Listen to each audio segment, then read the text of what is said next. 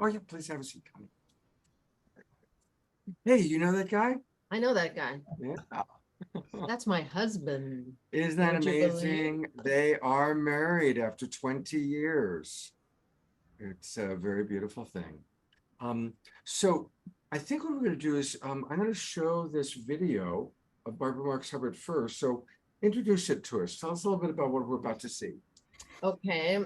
Well, in 2020, here at the Conscious Life Expo, I was invited to do a tribute to Barbara Marx Hubbard, who died in 2019, who passed on. And Diane Maxwell invited me to do that. And I invited Celestine Starr to join me. And so the two of us did a very lovely honoring of Barbara Marx Hubbard. And I've cut that down to 5 minutes. And Scott's going to screen it for you tonight. Great. So we can honor Celestine and Barbara, Yeah. who have both passed in the spirit world. You know, the Conscious Life Expos actually had many different names. I was first going to it 30 years ago as the Whole Life Expo. And many of us have been coming for a long, long time to all these different versions of it. And so it's wonderful to celebrate Celestine, whom we love, who is always at the expo, Barbara, who has been such a leader for us. So it's a really sweet video, and I think you'll all enjoy it.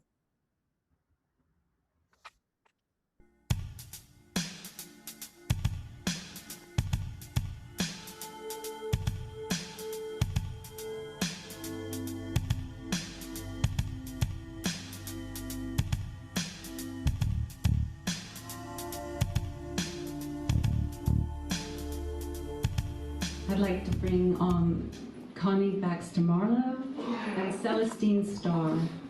Thank you. And Barbara was a cosmic visionary. She was a true billionaire, trillionaire. She saw the billions of galaxies and trillions of stars that burst forth when the Big Bang gave birth to matter, consciousness gave birth to matter. And she tracked it through those billions of years to us, to planet Earth, to us and our hearts. And please touch your heart now. And know that Barbara Marx Hubbard was calling forth your deepest heart's desire, your evolutionary impulse, so that you can carry on the evolution of the cosmos, of humanity, and give birth to Homo Amore Universalis, a new species, a new level of consciousness. She also gave us a great gift in her understanding that every crisis is a birth. How many of you resonate to that in these times of crisis? How many of you resonate to the fact that each of these crises, personal and collective, are in fact a birth? Anybody? Yes. Okay. Well, anyone who does resonate to that, and anyone who has that question, just know that quantum science has shown us that we affect the reality that we create through the observer effect. This pure physics, okay? That we create what we put our attention on. And that we affect the collective with our thoughts through quantum entanglement. Please understand it is our responsibility to stay focused on this positive future that Barbara saw and brought to us. And we do that through honoring our own hearts. So I just want to say to you, fly like a butterfly. Come out of the chrysalis and give birth to Homo Amore Universalis. It's up to us. Thank you, Connie. From the heavens, oh,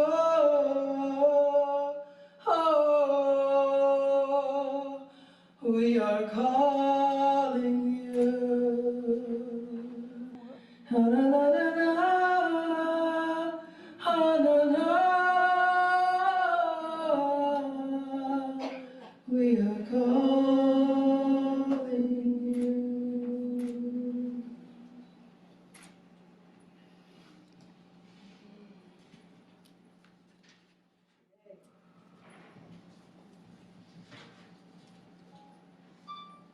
in divine praise. We humbly bow to you, Barbara, in this marvelous, magnificent tribute to you, honoring the illumination of your beingness. We honor and welcome you into our circle of love. We are all gathered here today at the Conscious Life Expo, not only to awaken our consciousness for evolutionary purpose, but to honor you, Barbara. I'm going to close with a prayer.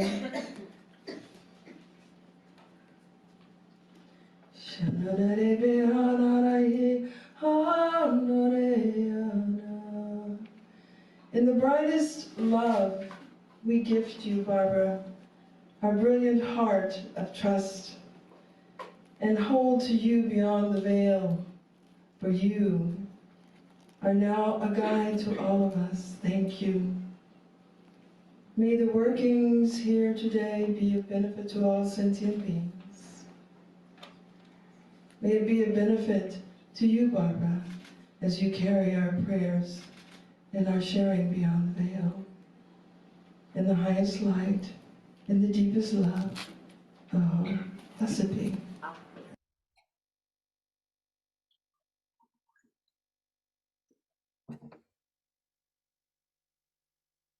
Unmute. We are unmuted. Thank you. That's really something to see Celestine, who's no longer with us. Oh, can you believe it? Barbara, who's no longer with us. Are you hearing us now, Omoshar? Yes, yes. Okay, great. Andrew, what was that like for you? Oh, to realize that Celestine is gone as well, and I'm sitting here at Sunrise Ranch, right in this very spot where I'm sitting. Barbara sat here many a time. I was her videographer, among other things. We worked together, we conversed together. Every Tuesday evening we had a glass of red wine together and talked about deep stuff. So yeah. And one of her subjects was the continuity of consciousness. She really wanted to know what was going to happen once she was on the other side. So Barbara, come on, we're here, we're open, we're ready. Speak, girl. Has anybody channeled her or had an experience like that we know of?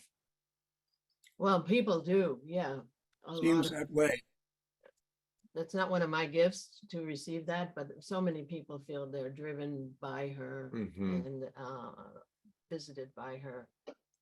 There was another question that came in that maybe you can answer from Laura Chamberlain. Andrew, do you know what Barbara March Hubbard thought about theosophy, Madame Blavatsky and the Theosophical movement? I honestly don't, because Barbara was always, for me, she was very forward-looking, futuristic, she was headed there. I'm certain she had lots of information and opinions and thoughts, but honestly, she was just, you could never have a conversation with Barbara that wasn't cutting edge, that was breaking fresh ground. It just seemed that way always. Wow. Well, you have created something really special. I listened to it as I was driving to San Diego, whenever that was, like 10 days ago, I guess. It was a Wednesday. And it's beautiful. And I'd love for you and Connie to introduce about the trust frequency and the 10 assumptions. And then I'd love for us to hear them. Well, let me tell you one thing, as far as Barbara's concerned, I was the last one with her in the hospital before she went into the 5-day coma that she didn't come out of. And the last thing she said to me before I left is, Connie, we have to work together on the trust frequency. Wow. So Barbara had us on her Awakening a New Species. She would totally resonated to the trust frequency construct.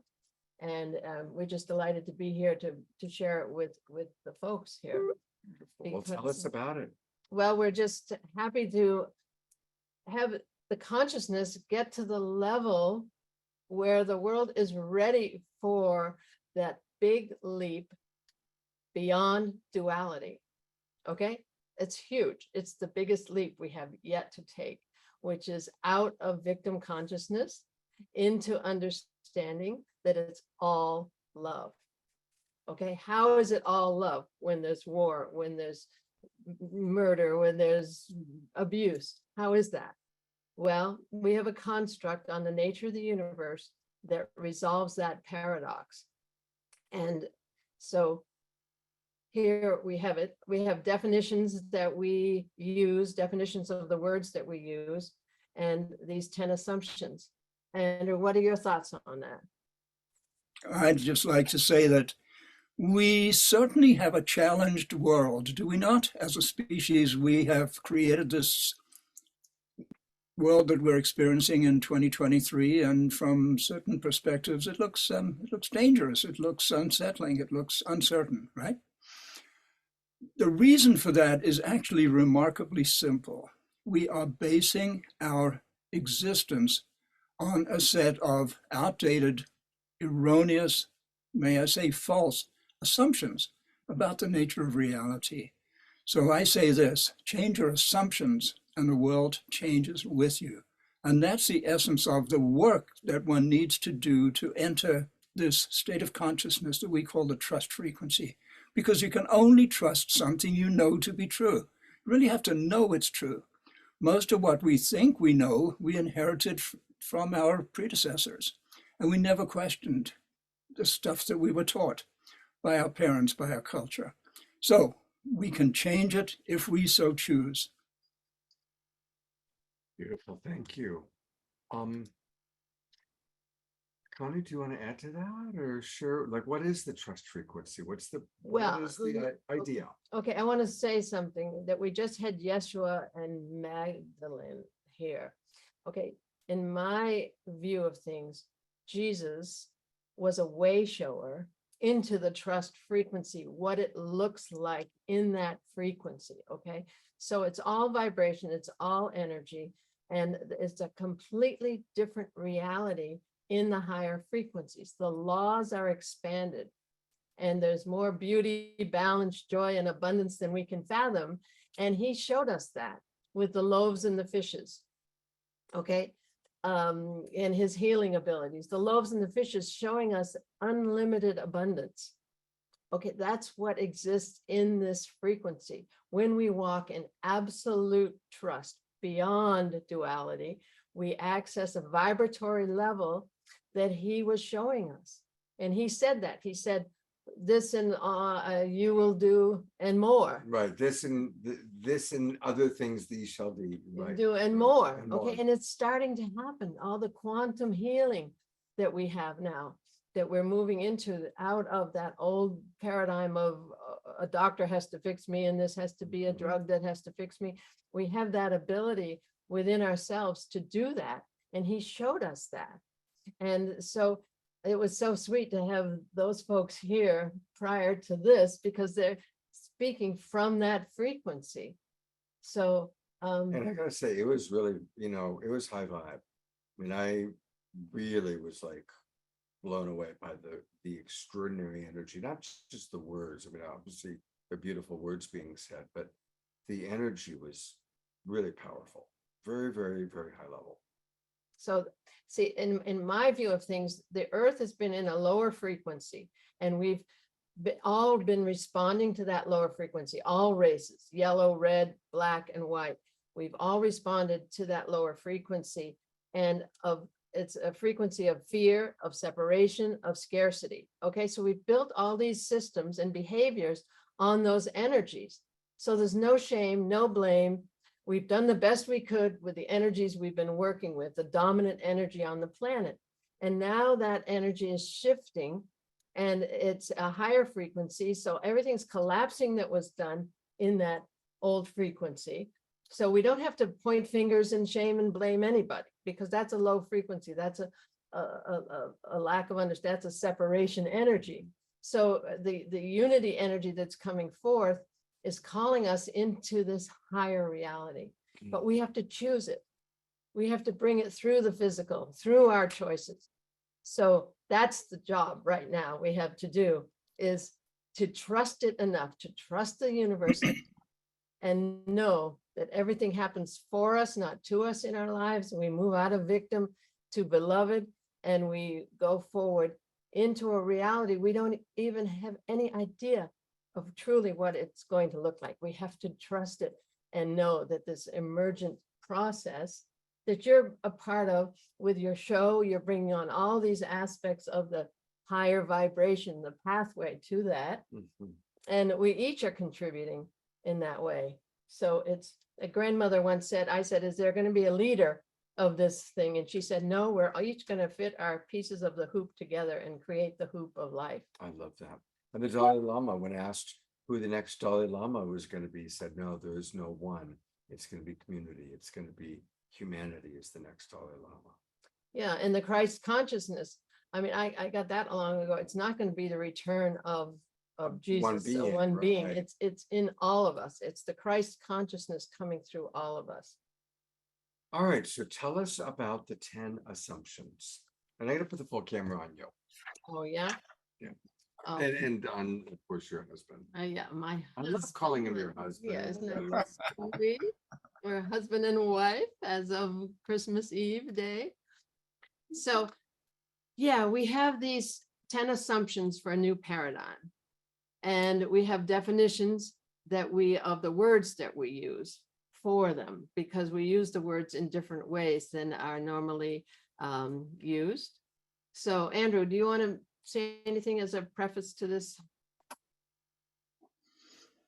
So when Connie and I met 20 years ago, I had been, excuse me, I had been immersed in Sufism and Native American spirituality and all of these different wisdom schools. And Connie had something different that I'd never heard before. She had an articulation of the nature of reality that for me was completely fresh, new, unique. And I kept saying to her, Connie, you've got to write a book. You've got to write a book.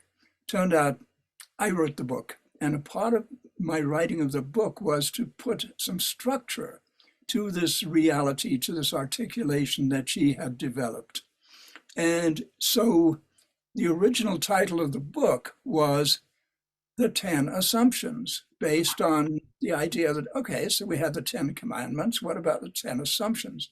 Because if we can switch our fundamental beliefs, our worldview, our assumptions about the nature of the universe, about the nature of reality, and have a completely different lens through which we experience life, we will create for ourselves and those around us a very different world. Yeah, so he wrote the book. He wanted to make it a pop book. So it's called The Trust Frequency, 10 Assumptions for a New Paradigm. And we have an online ebook at thetrustfrequency.net/CLU-ebook. That's a synopsis of this book. And so Scott wants us to go into the 10 assumptions. And so let's do that. And the definitions that we use are very important. It's like humanity. Humanity is a collection of divine, autonomous, sovereign beings who have chosen to incarnate on earth on the soul's journey to wholeness, self-love, self-acceptance, alignment with our divinity and our purpose. Okay, so right there is a big chunk of information about who we are as a species. Okay, we have chosen, that's free will. Okay, we are on a soul's journey to wholeness, which is self-love and self-acceptance and alignment with our divinity and purpose. So we actually have an online course that takes these principles and applies them to our relationships with ourselves and the universe and others. And that's called the Dance of Souls. So that basic definition of humanity is key in that, because we chose to incarnate on this journey. We gave permission to a conscious, loving universe to take us on this journey. So another key definition is the definition of love. Do you want to tell them the definition of love that we use? So I think you're getting at that our terminology is different from, frequently quite different from what you might find, shall we say, in the dictionary. So love, what's love? Everybody knows what love is. Maybe not. Maybe love is the most misunderstood word in the English language. Love is a fundamental quantum energy. It is the primordial energy which creates and sustains all things. It is the power of the universe. It is, in fact, the universe. There is nothing that is not love. Love is everything. How's that for a definition of love? And Okay. once you know that and you're in love, oh my goodness, it's a different universe. And so what we're bringing forth is that universal love, which is unconditional, that gives us everything we ask for. Okay, so what are we asking? What are our requests? Our requests are our consciousness, and we have 7 aspects of our consciousness that are our requests to the universe. Okay, so that's one way of saying it. They are our requests to the conscious loving universe, these 7 aspects of our consciousness. But guess what? It's all energy. It's all vibration. They determine our frequency. Okay, so that's key to just get the physics of it. It's all physics. It's just that simple. So these 7 aspects of our consciousness, I'm going to say them in one sentence so that you see the modifiers of these words. So listen very carefully so that you can really grok how these 7 aspects of our consciousness affect our vibration and are our requests to the loving universe. Okay, here it goes. With expanded awareness, and they all begin with A, okay? We call them the 7 A's. With expanded awareness and accurate assumptions, we choose our attitude, consciously direct our attention, align with our highest inner promptings, take committed action, and allow the loving universe to manifest beyond our wildest dreams. So that's a little checklist that one can use on a daily basis. It's a toolkit. It's a little toolkit. Yep. And so I'm not running through our 10 assumptions like one by one. I'm just kind of giving you an encapsulated view of it. So that we're not just giving you a list, we're giving you a concept. So, but I would like to, at least, because it changes everything, just tell you the first assumption. The first assumption is this: we live in a conscious, loving universe. Now, I'm a science guy. I have all kinds of degrees in physics and chemistry and mathematics and stuff like that, and I was not taught that I lived in a conscious, loving universe. In fact, I was told that the universe was more like a giant clockwork machine. It didn't even know I existed. So you see the thing about that's a very fundamental assumption for an awful lot of people, and that's a bleak reality. It has created the world we see today. Flip that on its head, realize, wake up to the fact that we live in a conscious, loving universe. We've always known that. The ancient rishis knew that. The indigenous people know that. And now we know that. And as we awaken to that, it changes everything. Just that one assumption. And there's 10 of them. and the second part of that is there is only love. Okay, so that creates a paradox. How can there be only love?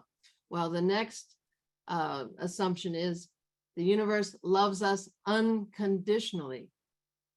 It gives us everything we ask for. The third assumption is, okay, what are our requests? The 7 A's, the 7 aspects of our consciousness. Well, we create reality with the power of our consciousness, and our consciousness can be broken down into those 7 A's. Yeah. So it's pretty simple stuff. It's like 3rd grade stuff. It's not too difficult to grok and really assimilate into our hearts and beings. Except that we have to take them as absolutely true. That's the tough part. Okay, because you can say, oh yeah, that's love and that's not love. Okay, okay, that's love, but. So there are no buts. In this reality, there are no buts. It's all love. Yeah, it's all love. And that takes us beyond energy. duality into a higher frequency. We're not going to get into that frequency until we make that shift. Yeah. Okay, it's huge. And it's that field that Rumi talked about. Thank God for Rumi. So we can quote Rumi and say, okay, he talks about that field. Okay, out beyond right doing and wrongdoing, where when you lie down in that grass, it's just too beautiful to talk about. Even you and me doesn't make any sense. Okay, he's speaking about that field of oneness of us in that unity consciousness where there is no other that to fight with. And ultimately, Jesus has shown us the abundance that lives in that frequency. So guess what? The peace on earth is a given because there's nothing to fight over, because we have more abundance than we can fathom. And there's nobody to fight with because we're all one. So peace on earth is a given. So this whole concept of the conscious loving universe and the new physics is going to the conscious universe, right? And Nassim and Jude Curran and Greg, Braden and those guys, they're all talking about the conscious universe, but nobody's yet saying the conscious loving universe. So Andrew and I are bringing something unique to the table, and we're not physicists and we're not PhDs, but guess what? We see something, we know something.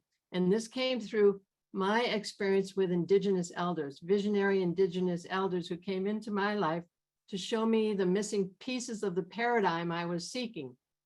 And I saw through them this conscious loving universe. And the physics is proving it to some degree, but it can't prove the love. That has to come from the human heart. And from my understanding, all of creation is awaiting the love in the human heart, the opening of the human heart. And that's what's up. You hear it everywhere now. Right. The heart is opening. Okay, guess what? We are the universe. When we release that love, we're very unique in this whole cosmic picture, because we have this love that we're carrying in our hearts. And when we open our hearts, we're going to change all of creation, because we are all of creation. So there.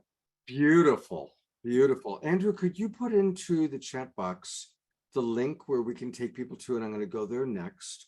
I want to read a couple comments that have come in from people while Andrew puts in whatever link we should go to. I so appreciate Reverend Jeffrey, because he's always bringing us back to the Resonance Science Foundation. And again, they have a lot of Barbara Marx Hubbard stuff there. They have a course for kids.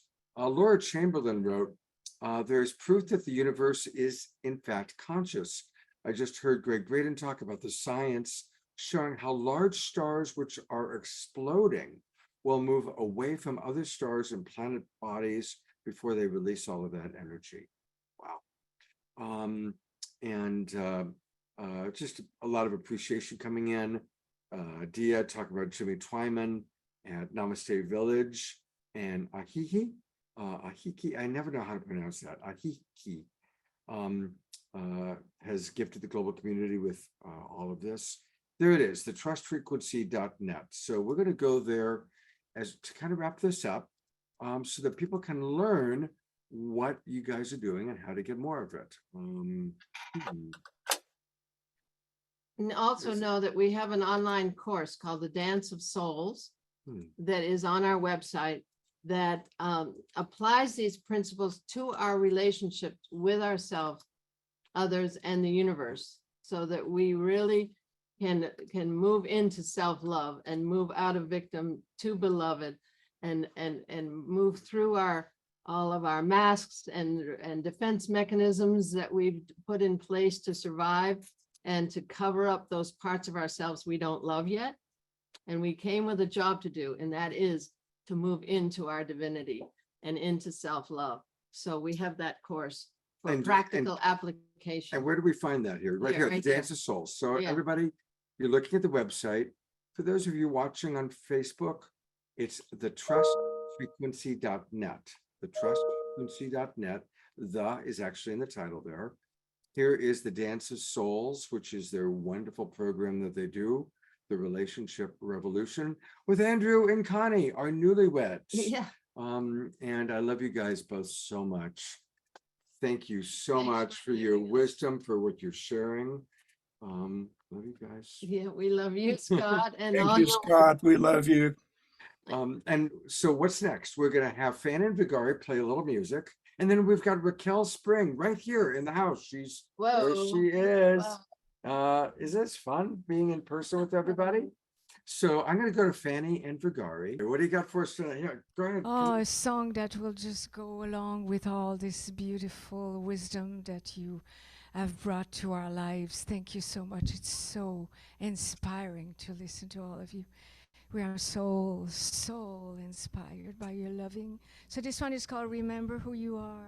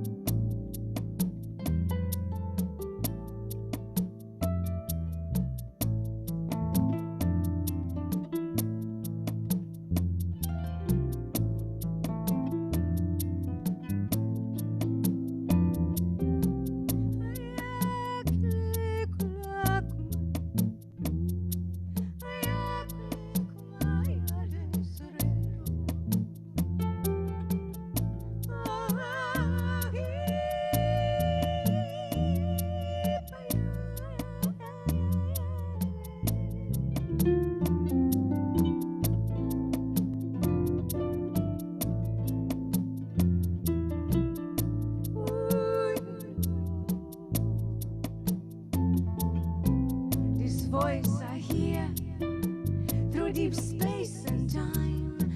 This voice is intrinsic.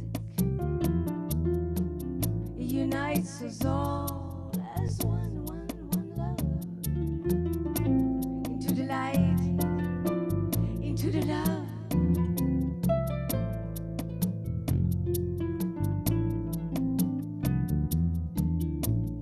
From the source of all things.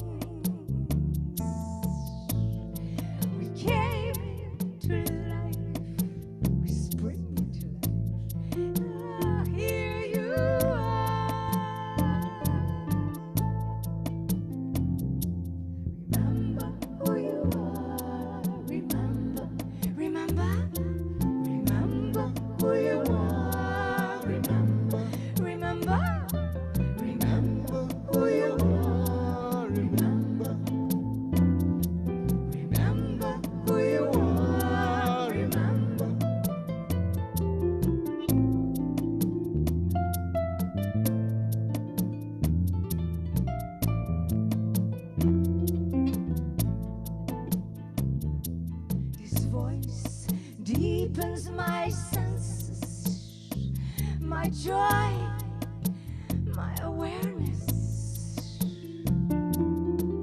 This light becomes a blissfulness, a mindfulness, a flame of the one consciousness, which is love, like a blessing to the world.